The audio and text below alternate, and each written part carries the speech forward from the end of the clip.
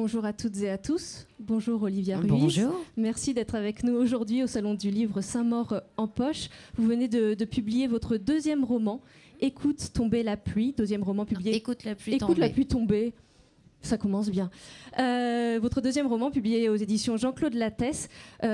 Et deuxième roman publié comme le précédent, donc je le disais aux éditions Jean-Claude Lattès, et votre tout premier roman, La commode au tiroir de couleur, que l'on peut découvrir au format poche aux éditions Le Livre de Poche. Cette commode au tiroir de couleur qui donne son titre au livre, c'est la commode de Rita. Une commode que va recevoir en héritage sa petite fille, dont on découvre la voix au tout début du roman, dans le prologue. Puis elle laisse sa place à Rita, à la voix de la abuela. Chaque chapitre ensuite correspond à un tiroir. Et c'est Rita qui raconte, à travers à chaque fois un objet présent dans ce tiroir, un carnet de poèmes, un acte de naissance, un foulard bleu, un baromètre. Elle raconte un moment de sa vie. On la suit comme ça de ses 10 ans à ses 80 ans. C'est extrêmement émouvant de l'accompagner. On a vraiment l'impression de la connaître et ensuite de connaître tous les autres personnages qu'on prend tellement de plaisir à retrouver aujourd'hui dans Écoute la pluie tomber. Je vous ai entendu dire que c'était le silence qui vous avait été imposé au sein de votre famille, qui vous avait donné envie de vous plonger dans l'écriture de cette fiction. À quel moment est-ce que raconter ça vous a paru nécessaire ? Depuis toute petite, je sais que 3 de mes grands-parents sont nés espagnols et ont fui une guerre. Et depuis l'âge de 10 ans, depuis la première fois où je chante en espagnol alors que je ne connais rien de cette langue, je ressens un cri du corps quelque part. Ces racines changent le timbre de ma voix. Dès que je m'empare de la langue espagnole alors que je ne la parle même pas, toute ma façon de chanter s'en trouve bouleversée. Mon timbre devient tragique, comme s'il m'appartenait plus. Et c'est à partir de là que je pose des questions. Et effectivement, moi j'ai cette sensation enfant que ma famille ne s'autorise pas à vivre la vie qu'elle mérite, qu'elle passe son temps à s'effacer, à essayer d'éviter d'aborder le sujet des origines et de l'Espagne et de la guerre. Donc je pose des questions. Et très vite, je me rends compte que je n'aurai jamais de réponse.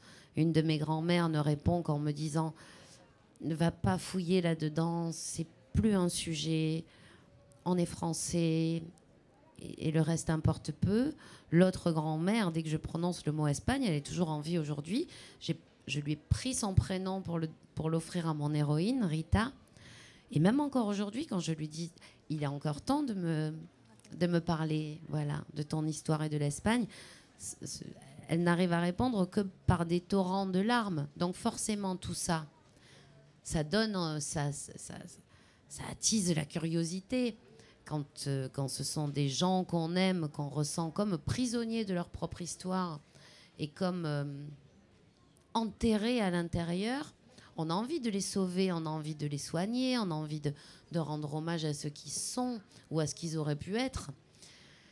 Donc moi j'ai toujours eu ce désir-là. Je le faisais en chanson, sur chaque album, en reprenant notamment un traditionnel espagnol avec mon père et mon frère, en écrivant des chansons sur ce sujet.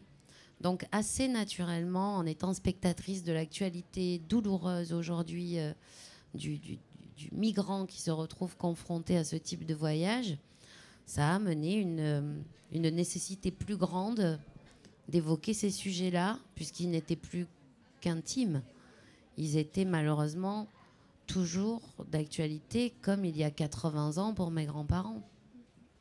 Et donc le personnage de Rita, qui a donc quitté l'Espagne pendant la Retirada, qui marque l'arrivée au pouvoir de Franco, elle a 2 sœurs. Léonore et Carmen, Carmen qui est au cœur de votre deuxième roman. Vous avez tout de suite eu en tête ces 3 sœurs. Il fallait raconter l'histoire d'une famille. L'idée, et c'est très fort dans votre roman, dans vos romans, d'être ensemble. Et le fait que quand on est dans l'exil, quand on quitte son pays, peut-être plus encore, on a besoin vraiment de faire front, en fait, et d'être vraiment unis. Oui, c'est quelque chose que j'ai lu pas mal dans les livres qui traitent de ce sujet-là, de psychologie notamment. Et c'est aussi quelque chose qui me semble logique. on reste des êtres vivants et comme les plantes, on a besoin de s'enraciner pour continuer à grandir et à pousser. Donc ces gens qui ont cette impossibilité de s'enraciner parce qu'ils ne sont pas d'ici et qu'ils ne sont plus de là-bas non plus, la famille devient le socle, faute de racines, et devient quelque chose de nécessaire. C'est quelque chose qui est présent chez moi.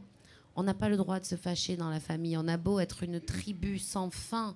Ma mère a 7 frères et sœurs qui ont des enfants, des petits-enfants. Mon grand-père était 8 fois arrière-grand-père.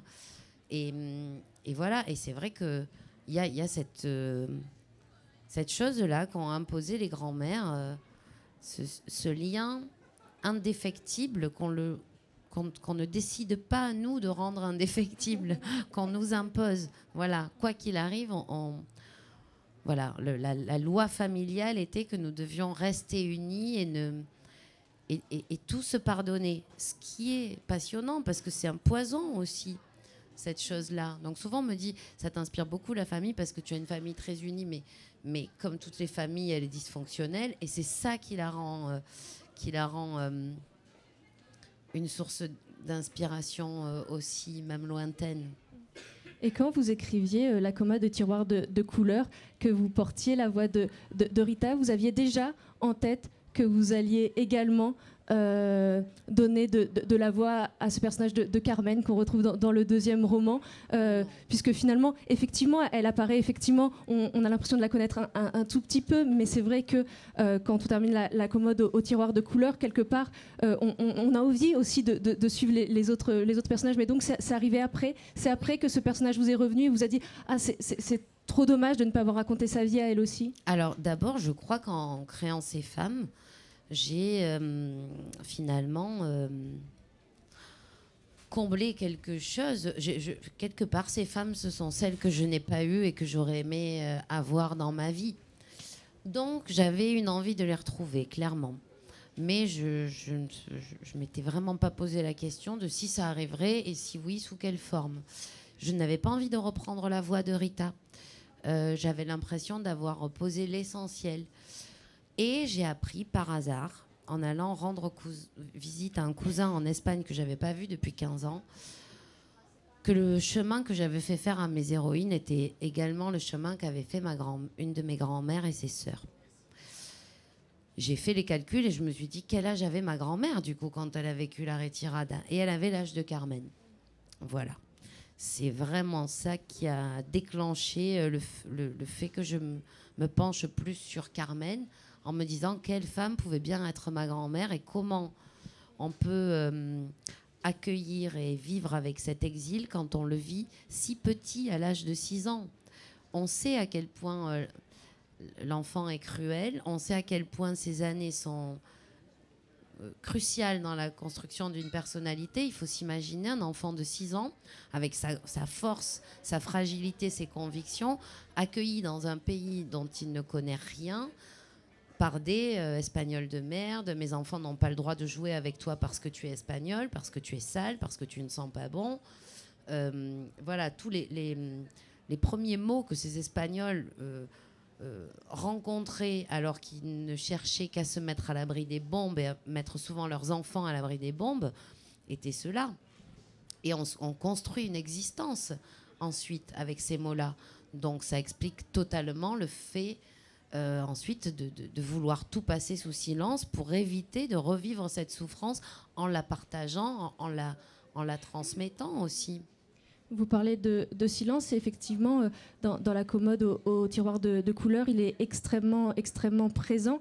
La narratrice raconte justement la façon dont elle est aujourd'hui la récipiendaire de cette mémoire, mais quand Rita nous raconte les différents épisodes de sa vie, elle nous raconte notamment ce moment où elle rencontre son Raphaël, l'amour de sa vie, ou en tout cas une histoire d'amour avec lequel elle vit une histoire d'amour passionnelle. Et elle ne lui raconte pas tout de suite qui elle est, d'où elle vient. Je vous lis. Je ne suis pas apte à soigner la petite fille que j'étais, juste à l'enterrer provisoirement pour réussir à vivre. On sent toute sa douleur et le fait, effectivement, même si elle est plus âgée que Carmen, de cette volonté d'effacer en fait et d'essayer d'être la française en fait que certains attendent qu'elle devienne. Mais lui, il le voit immédiatement qu'elle n'est pas ce qu'elle prétend être. Oui, parce que je crois que on se reconnaît. On se rend compte en vieillissant qu'on va souvent vers le même genre de personnes, que les rencontres dites hasardeuses, finalement, ne le sont quasiment jamais. Qu'il y a quelque chose de magnétique entre les êtres et entre leurs histoires qui va résonner et faire qu'on va aller les uns vers les autres à un moment donné de sa vie. Donc effectivement, Raphaël la démasque tout de suite. Et probablement, il n'est pas le seul à ne pas être dupe, mais c'est une histoire d'acceptation. Voilà, ça fait partie de l'amour aussi, ça. Et ce qui est intéressant, c'est qu'on parle du silence et on voit le chemin que parcourt aussi Rita dans l'idée de ce silence, puis ensuite de l'importance de la transmission. À un moment, elle dit c'est en vieillissant qu'on se rend compte que les silences, les secrets sont terribles, les grands graines. Et ensuite, on voit à travers comment la petite fille recueille tous ses souvenirs, tous ses témoignages. Elle dit, dans l'épilogue, elle dit cette importance des souvenirs. Et je vous lis là encore, je dois avouer qu'au lever du jour, face au dernier tiroir, épuisée par cette nuit à voyager dans la DeLorean, je me sens différente. Plus forte, l'Abuela et ses histoires de commode en guise de gilet pare-balles.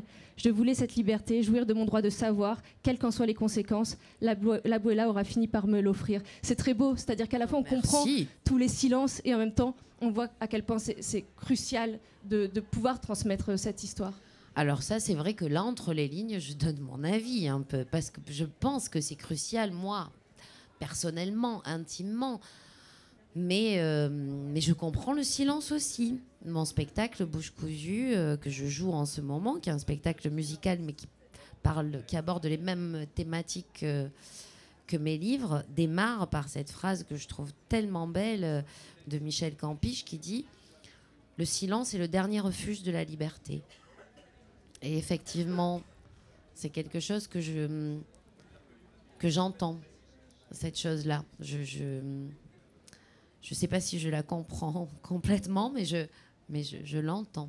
Oui, d'ailleurs, la fille de Rita, elle préfère le silence. Elle dit ne pas vouloir savoir quand sa mère s'apprête à lui révéler un secret. Elle lui dit laisse le secret là où ils sont. S'ils sont des secrets, c'est justement parce qu'il ne faut pas les révéler. À un moment dans le livre, vous faites dire à Rita l'idée de remplir les tiroirs de cette commode de nos vies m'est venue comme une fulgurance. Dès que je me suis retrouvée face à elle, je me suis autorisée à laisser remonter mes souvenirs. Est-ce que l'image de la commode vous est venue à vous tout de suite? Je vous ai entendu dire dans un entretien que souvent vous aviez une image qui venait et qu'ensuite vous la décryptiez pour extraire ce qu'elle raconte. Est-ce que comme Rita, la commode, ça a été une fulgurance? Oui, il y avait un buffet chez mes grands-parents, un grand buffet, où on allait souvent fureter, et il y avait un tiroir où il y avait tous nos opinels. Et ça, c'était très important pour nous. Quand on était assez grand pour avoir droit à notre opinel, choisi pour nous, voilà, et qu'on sortait à chaque fois au moment du repas, en même temps que notre grand-père sortait son opinel, il y avait un autre tiroir avec plein de petits cartons. Ma grand-mère était déjà extrêmement écolo. Elle découpait les boîtes en carton de nourriture et se servait des petits cartons. Elle en avait des caisses pour faire des listes, pour prendre des notes. Voilà. Et on adorait aller fureter dans cette commode où il y avait plein de petites choses absolument inutiles et ce fameux tiroir avec les couteaux. Donc je crois que je suis surtout une grande curieuse et que j'aime ouvrir des tiroirs, j'aime la découverte. Donc la commode peut-être en résonance à ce buffet est arrivé naturellement parce que ma curiosité a guidé mon écriture et moi-même, voilà, j'ai souvent eu ce fantasme d'ouvrir des choses cachées chez moi, voilà, ou d'aller trouver une clé d'une porte. Donc je crois que c'est juste l'enfant en moi encore très vivante qui a dû voilà, signalé que la commode était peut-être le bon média. Vous êtes également chanteuse, vous écrivez vos chansons. C'est bien évidemment extrêmement différent d'écrire un roman et d'écrire une chanson, mais je me demandais si, deux questions, à la fois est-ce que vous êtes, et j'ai le sentiment que c'est le cas, très attentive à la musique des mots, c'est-à-dire que quand on commence à lire vos mots, on est immédiatement totalement embarqué avec les personnages, et j'ai le sentiment qu'il y a quelque chose de très musical dans la façon dont l'histoire se raconte. En tout cas, j'ai le sentiment que vous êtes attentive à cette musique-là qui est très différente de... Je crois que j'y suis même pas attentive. Je crois que je suis quelqu'un qui marche par le corps. Donc la musicalité, c'est la vibration. Et comme j'ai besoin que le corps soit central, autant dans mon écriture que dans mon battement, dans ma dramaturgie, dans mon souffle romanesque, c'est quelque chose qui se fait naturellement. Je sais si une phrase ne fonctionne pas en la lisant à voix haute. Voilà. Parce que probablement qu'avant d'être chanteuse ou auteur, je suis surtout un griot. Voilà. Il y a ça, et quand je pensais à la chanson, je me disais aussi peut-être, malgré tout, la puissance évocatrice des mots. C'est-à-dire que je n'ai jamais écrit de chansons, c'est évident, mais on doit en très peu de mots réussir à créer tout un univers. Alors il y a bien sûr la musique qui accompagne, mais malgré tout, c'est l'art de savoir en quelques mots provoquer des images. Et je me disais, même si encore une fois l'écriture est très différente, qu'il y avait peut-être aussi de ça. C'est-à-dire que j'ai le sentiment que dans vos romans, à la fois, comme vous le dites, il y a quelque chose, en tout cas, vous dites, je le sens si la phrase ne fonctionne pas, et c'est vrai que dans l'écriture, à aucun moment dans la lecture, on est arrêté, mais il y a aussi, je trouve, l'idée que tout ce qui est dit est nécessaire au roman. C'est-à-dire que j'ai le sentiment que, et c'est là où j'ai essayé de faire un lien qui est sans doute pas tout à fait exact, mais qu'en tout cas, j'avais le sentiment que peut-être cette écriture musicale permettait de savoir aller à l'essentiel, et que, encore une fois, quand j'ai lu votre roman, à aucun moment je me suis dit « Oh, cette phrase-là ou ce moment-là, on n'en a pas vraiment besoin ». J'ai l'impression vraiment que vous savez aller à l'essentiel. Alors ça, c'est aussi le talent des éditrices, voilà, qui ne s'empêchent jamais de me dire « Là, il y a 4 pages, on s'en fout ». Voilà, c'est parfois dur, et en même temps, c'est tellement souvent juste et tellement un regard précieux, leur travail, parce que quand nous, ça fait des jours, des semaines, des mois qu'on est dans notre solitude, ce recul-là est salvateur. Mais je pense aussi que vous avez raison. Le fait la déformation de l'écriture de chansons amène des choses parfois très elliptiques, amène des phrases courtes, amène une immédiateté, et peut-être le fait d'avoir peu de longues descriptions, parce que effectivement mon écriture a passé 20 ans à s'affiner sur de la chanson et pas sur du roman. Donc j'ai tendance effectivement à être comme un film qui va être monté très cut. Voilà. Parfois on me dit c'est trop court, on est frustré, c'est trop court. Et ça aussi, je crois que c'est une déformation de la musique. Souvent, on va mettre un passage musical pour permettre à l'imaginaire de se créer son image, justement, sur la base des petits clichés rapides, des diapositives qu'on vient de poser. Et moi, je trouve que c'est le meilleur moment pour moi, et en tant que lectrice, et en tant qu'auditrice, que mélomane, ces moments où, enfin, je peux inventer mon histoire à partir de celle qu'on me propose. Donc je ne vais pas me mettre à rallonger mes livres, malgré la frustration de certains lecteurs. Mais en écrire d'autres, comme ça comblera peut-être leur frustration. Peut-être, mais voilà. Je trouve que c'est important, ce côté actif, et en même temps absolument pas fatigant. Mais j'aime savoir que le lecteur va être actif à se raconter la partie que moi je ne raconte pas. J'aime ça. J'aime le fait de me dire que tout à coup, il va pouvoir mettre, grâce à ça, sa propre histoire dedans. Voilà. Et voilà, je pense que ce sera souvent comme ça. Merci beaucoup, Avec Olivia Rees. plaisir, Le temps nous c'était un manque, mais bien plaisir. évidemment, je vous invite toutes et tous à découvrir ces 2 magnifiques romans si ce n'est pas encore déjà fait. Merci beaucoup.